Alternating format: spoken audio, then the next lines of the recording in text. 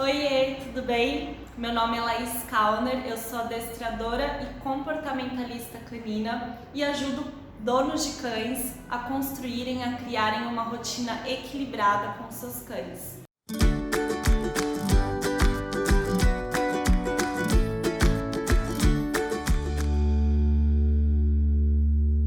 Nesse vídeo eu vou falar sobre a chegada do primeiro cão em casa e, por que não, como melhorar ou criar uma rotina legal, estruturada para chegar o segundo cão em casa ou o terceiro, ou no meu caso, por exemplo, tenho 5 pets. Nesse vídeo você também vai receber um depoimento de uma cliente minha que tem 2 cães, a Margot e o Miguel. E aí eu vou fazer umas perguntas sobre como foi a chegada do Miguel, o filhote, nessa convivência que a Margot já estava inserida no lar há bastante tempo. Nós sabemos que as pesquisas sempre mostram um enorme aumento de cães nos lares brasileiros.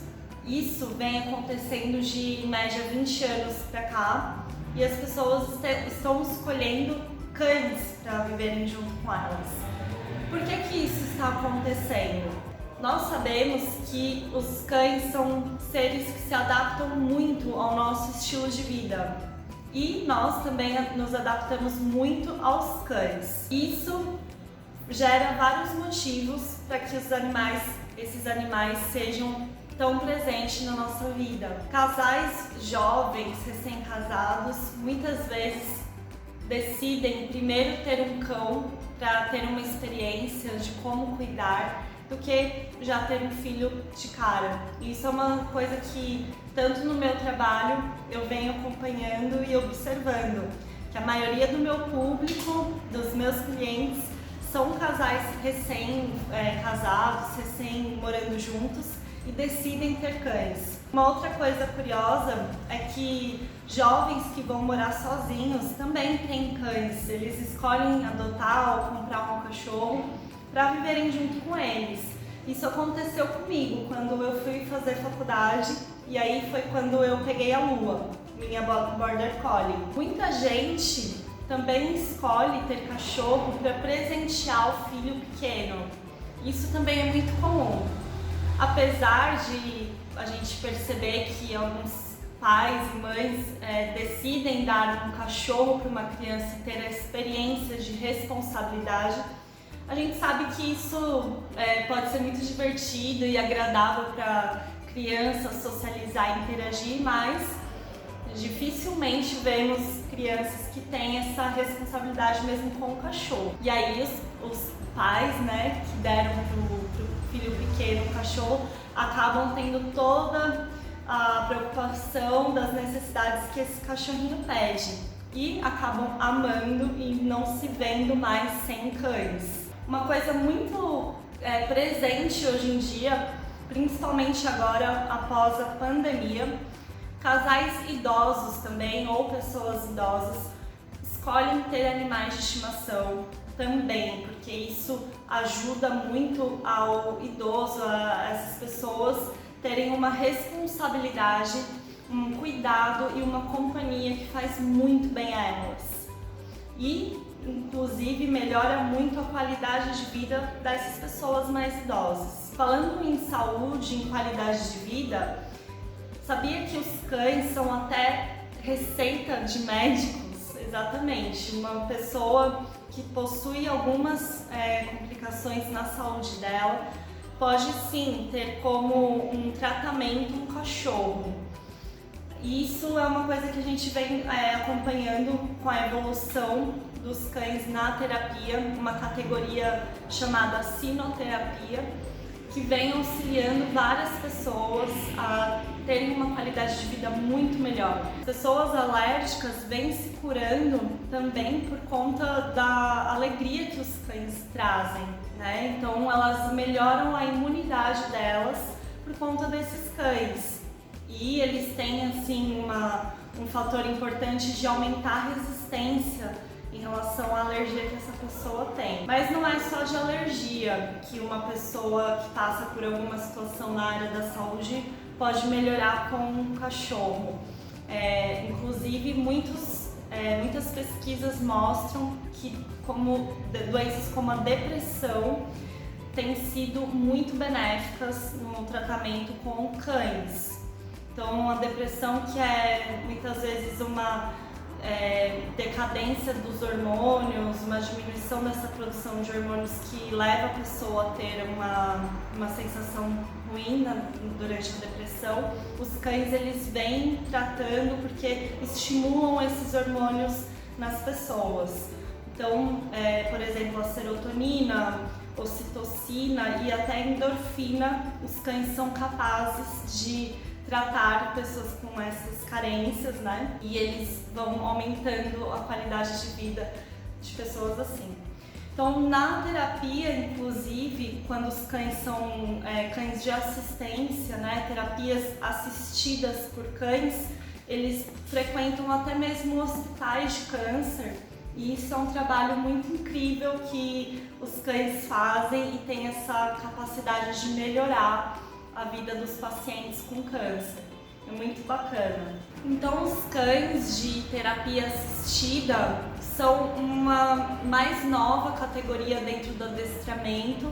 Esses animais passam por treinamentos para auxiliarem as pessoas e eu espero que isso seja mais um motivo para você ter cachorros e também, por que não, adestrar o seu cão, porque todas essas áreas são de extrema importância para os cães que auxiliam a gente o tempo todo. Sabia que até o fato da gente passar a mão num cachorro, a gente libera essas endorfinas, os hormônios, e isso faz com que a gente sinta muito prazer, muita alegria. Para o cão a mesma coisa, eles têm essa capacidade de troca de energia com a gente muito legal também. Então, os cães, quando a gente escolhe ter cão, além de todos esses motivos, tem pessoas que, como o meu caso, preferem ter cães do que outros animais de estimação por um estilo de vida.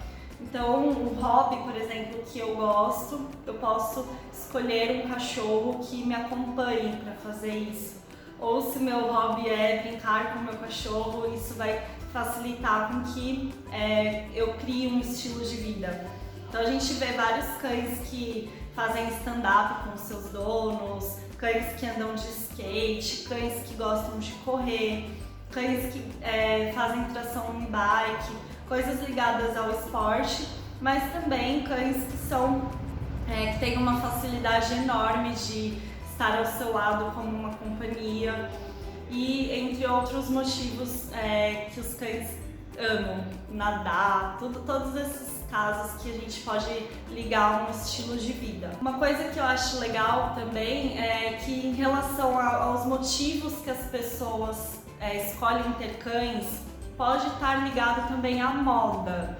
Eu não sei se você já percebeu, mas a gente passa por algumas fases em que algumas raças viram mais tendência. Eu já passei por uma fase assim, quando eu tive um poodle toy, e eu até pintava o cabelinho dele de colorido, o pelinho da cabeça dele de colorido, motivada pelos filmes de sessão da tarde. Então a gente tem essas experiências quando criança, de ver alguns cães em filmes, esses cães que falam, isso tudo motiva sim as pessoas terem a vontade de ter cães. Teve uma época que também teve uma raça que foi muito predominante num período, que era o piquinês. Isso já faz um tempo e depois essa raça foi meio que desaparecendo, a gente vê poucos hoje em dia. Outra raça que era moda e agora a moda parece que voltou é o Pinscher, que é um cão bem peculiar, ele tem um jeitinho todo interessante e até hoje, se você mexer nos aplicativos, no TikTok, você vai ver esses cães aí fazendo várias coisas engraçadas com os seus donos. Uma coisa legal que a gente vê bastante são os Lulus da Pomerânia. Eles são cães que são bem caçadores e hoje a gente vê uma frequência assim, muito maior nos lares dessas raças. E também cães que são de trabalho estão presentes, né, nesse momento da vida das pessoas, cães de trabalho que preenchem a vida delas de atividades também. Outra coisa que tem sido uma tendência é adotar cães. Então, hoje em dia, muito mais do que alguns anos atrás, a gente vê muito mais campanhas de adoção de cães sem raça definida para ser os animais de estimação, de companhia, os aliados das pessoas. Isso é muito legal, muito interessante. Muita gente também escolhe ter cães, tem essa vontade de ter cachorro por uma questão de socializar, né? Então, às vezes a gente tem cachorros porque isso faz com que a gente aumente a nossa autoestima. Os cães, eles nos amam sem nos julgar, eles nos amam incondicionalmente. E essa comunicação é muito legal entre você e seu cachorro. Os estudos mostram que cães, eles melhoram bastante a parte da linguagem mesmo e expressão do ser humano, por ativarem áreas do cérebro, do nosso cérebro, relacionadas às emoções. Então, os cães têm esse papel aí muito importante que auxiliam nas nossas emoções, na nossa expressão e tudo que envolve a nossa comunicação. Então, é maravilhoso nesse sentido também. Tem muita gente que às vezes fala que não quer ter um cachorro pelo medo do cachorro morrer e você não saber lidar com tudo isso. Mas imagina só 8, 10 anos aí, 15 anos que seja, de vida desse animal e as histórias que vocês criarão juntos. Tenho certeza que isso vai valer muito a pena, muito mais do que pensar na morte do animalzinho. Outro caso que eu ouço bastante, que algumas pessoas decidem não ter cães, é por conta da rotina do lar, acha que o cachorro vai ficar muito tempo sozinho dentro de casa. O que, se você programar e planejar do jeito que eu proponho você a fazer, você vai conseguir sim manter esse animal com qualidade de vida, bem-estar, fazendo apenas 2 aulas de adestramento por semana ou transformando uma comunicação diária com ele na hora de fazer a alimentação, na hora de dar o passeio, com essa rotina equilibrada que a gente vem falando por aqui. Eu, por exemplo, trabalho online e isso possibilita uma flexibilização de horários de agenda muito grande para mim e para eu poder oferecer para os meus clientes essa rotina estruturada com um cronograma, um Canva mesmo de horários para você praticar as atividades com o seu cão. Então, se você quer ter um cão, um membro novo no seu lar, ou se você decidir ter mais de um cão e você quer fazer essa rotina se tornar feliz e equilibrada,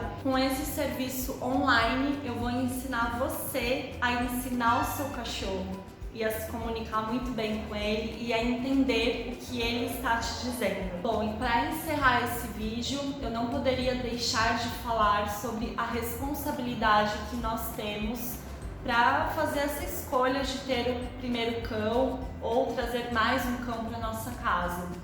É muito importante a gente se lembrar de que algumas vezes a gente pode ter algumas escolhas ou decidir alguma coisa no impulso, ou até mesmo quando a gente está mais carente, decide, por exemplo, adotar um cachorro. Eu acho interessante ter um planejamento, uma estrutura bem formada para você lidar com essa vida aí por mais de 10 anos, porque senão você vai ter problemas. É interessante que você busque sempre ajuda profissional para isso. E também quando for passar por feiras de adoção ou você fica sabendo de um amigo que cria cachorros e está vendendo, pense muito bem, porque você vai precisar ter uma vida financeira estável para oferecer as necessidades que esse cachorro vai exigir, principalmente nos 3 primeiros meses do filhote, onde ele vai precisar passar por diversas vacinações, desparasitações e também visitas ao veterinário. Então, além de todas as ferramentas necessárias que você vai precisar também estar preparado para alguma circunstância que vai gastar dinheiro. Agora, outra situação que eu comentei aqui um pouco antes nesse vídeo, algumas famílias escolhem dar de presente um cachorro para uma criança. E essa criança já vem com essa responsabilidade de fazer toda a limpeza do espaço do cachorro, fazer toda a educação do cachorro. Mas, gente, a gente tem que lembrar que as crianças não conseguem cuidar delas, então não é muito certo, eu não sei qual psicologia é utilizada nisso, para você dar uma vida para uma criança e ela, a partir de então, começar a ter uma responsabilidade enorme. Então, isso é uma coisa que a gente precisa pensar bastante antes de adquirir um cachorro, porque o cão vai precisar aprender, né, para ele ter essa energia toda controlada, ainda mais nos primeiros meses em que ele ainda está se adaptando muito ao ambiente e vai acontecer algumas coisas, umas situações de adversidade.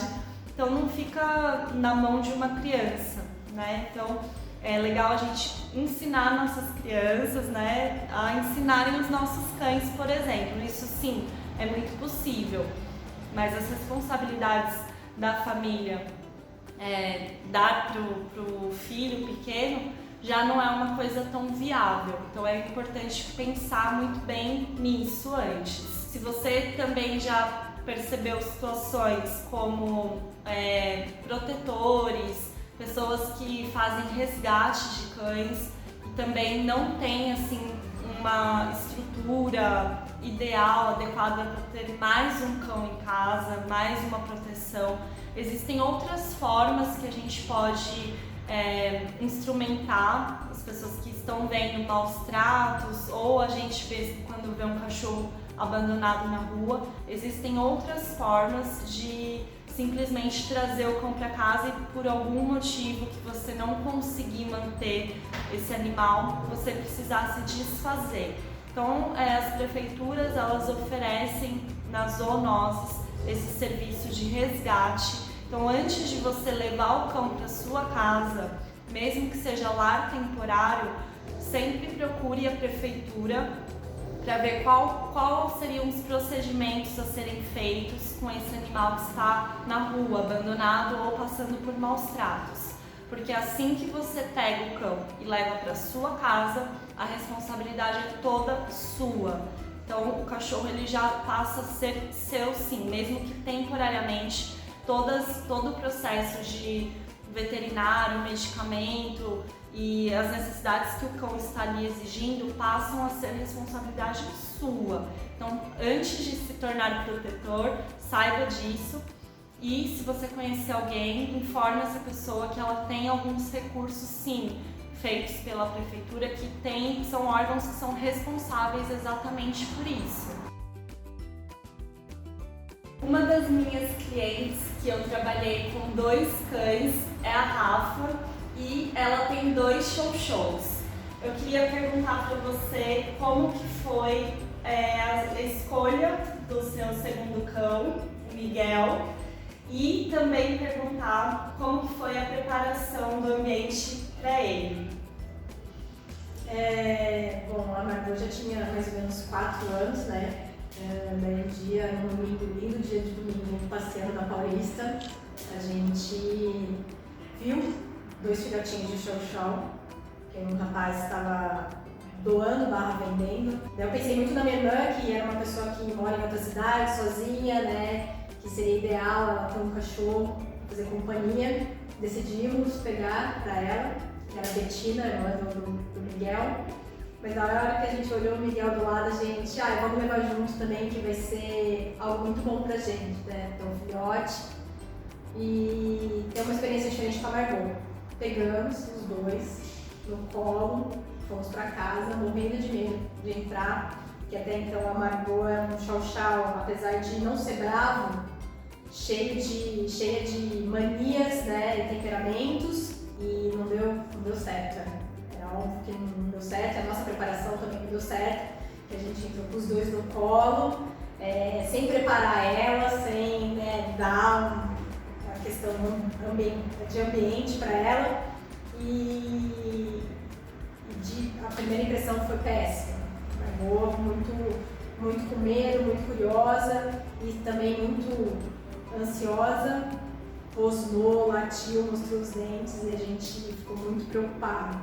Separamos, né, de imediato os 2 filhotes na área da cozinha, com o portão separando, e a Margot ficou no restante do apartamento, mas a gente não sabia muito bem o que fazer, né? Então, essa foi a história do começo. No caso, você teve uma sensação assim de não querer separar os irmãos Bettina e Miguel? Sim. Lá na Paulista. Isso com certeza influenciou para a decisão. Com certeza. Inicialmente a gente estava, né, já tinha decidido pegar a fêmea por conta de entender se é mais fácil a questão do xixi, a questão do dia a dia, mas a hora que a gente decidiu pegar, a gente não conseguiu separar e acabou levando os 2. E o dia que você pegou os 2 era de noite? Vocês chegaram em casa, era de dia ainda? Não, a gente começou toda essa história, era ainda dia, era claro, mas quando a gente chegou em casa já era noite, já era por volta das 6h30, 6h30 já estava escuro. Até porque a gente pegou os 2, parou primeiro no pet shop para pelo menos comprar uma coleira, que eles nem coleira tinham, fraldinha higiênica, então esse trâmite demorou um pouco e chegamos à noite em casa. E aí teve alguma coisa de choro, de filhote? Vocês perceberam uma mudança assim muito drástica? Não, na verdade houve um choro meu, e logo depois que caía, entrei em consciência do que tinha acontecido, da escolha que a gente tinha feito, eu me desesperei, eu chorei bastante, mas dos filhotes não. Eu acho que não porque eles estavam juntos. Legal. Não porque eles estavam separados. Inclusive depois, quando a gente foi levar a Bettina de fato para minha irmã e o Miguel ficou, a minha irmã relatou que ela chorou um pouco. Eu sei que o Miguel, chorou um pouco também no começo. Isso é bem importante porque realmente mostra que no início, quando o cão chega no novo lar, ele pode sentir realmente essa mudança super drástica de ser separado da família dele, e por isso que pode vir a acontecer do cão ficar muito ansioso, se sentir sozinho, chorar muito e até destruir algumas coisas. Vocês passaram por isso, destruição nessa primeira semana do cão no novo lar? O Miguel não, porque querendo ou não, apesar da gente ter separado ele da Bettina, ele ainda tinha a presença ou a figura da Margot, que por mais que era distante ainda, com o portão separando, eu acho que ele sentia que tinha outro cachorro lá. Agora a Bettina eu sei que sim. Eu sei que ela destruiu, por exemplo, o paninho higiênico, alguns bichinhos que a minha irmã deu, ela destruiu. Ela era muito mais ansiosa e agitada do que o Miguel. Qual foi a principal coisa que fez você pedir socorro para o adestramento? Assim? 2 coisas, Primeiro foi a questão da aceitação da Margot com o Miguel, que passou uma semana, na verdade quase 10 dias, que a gente estava com o filhote e ela não estava aceitando ainda ele, então estava o tempo todo ainda restrito. Então o primeiro ponto com certeza foi a aceitação de um para o outro, como eles iriam lidar e como a Margot iria entender que era um novo irmãozinho, e que a partir daquele momento agora ela teria que dividir todo o espaço que ela tinha só dela.